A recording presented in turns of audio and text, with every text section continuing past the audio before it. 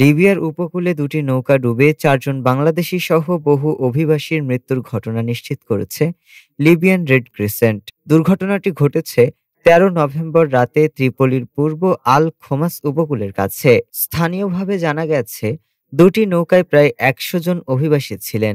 উদ্ধার হওয়া মৃতরা সবাই প্রথম নৌকার যাত্রী, যেখানে ছিলেন মোট ২৬ জন বাংলাদেশি। এদের মধ্যে ৪ জনের মৃত্যুর খবর নিশ্চিত হয়েছে। অন্য নৌকায় প্রায় ৭০ জন অভিবাসী ছিলেন, যাদের বেশিরভাগই সুদানের নাগরিক। তবে সে নৌকায় হতাহতদের তথ্য এখনো জানা যায়নি। জাতিসংঘের আন্তর্জাতিক অভিবাসন সংস্থা IOM জানায়, নৌকাগুলো ইতালির উদ্দেশ্যে উত্তর আফ্রিকা থেকে যাত্রা শুরু করেছিল মধ্য ভূমধ্যসাগরের অত্যন্ত ঝুঁকিপূর্ণ পথ ধরে। এই রুটটি বিশ্বের সবচেয়ে প্রাণঘাতী অভিবাসন রুট হিসেবে পরিচিত। সাম্প্রতিক বছরগুলোতে এই পথে নৌডুবিতে হতাহতের সংখ্যা বেড়েই চলেছে।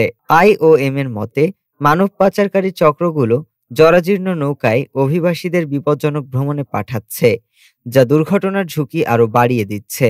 লিবিয়ান রেড ক্রিসেন্ট জানিয়েছে, উদ্ধার অভিযান এখনো চলছে এবং নিখোঁজদের সন্ধান করা হচ্ছে। লিবিয়া উপকূলে এমন নৌকাডুবির ঘটনা প্রায়ই ঘটে, কারণ দেশটি ইউরোপমুখী অভিবাসীদের জন্য প্রধান ট্রানজিট পয়েন্ট হিসেবে ব্যবহৃত হয়। ডেস্ক রিপোর্ট, আজ বার্তা।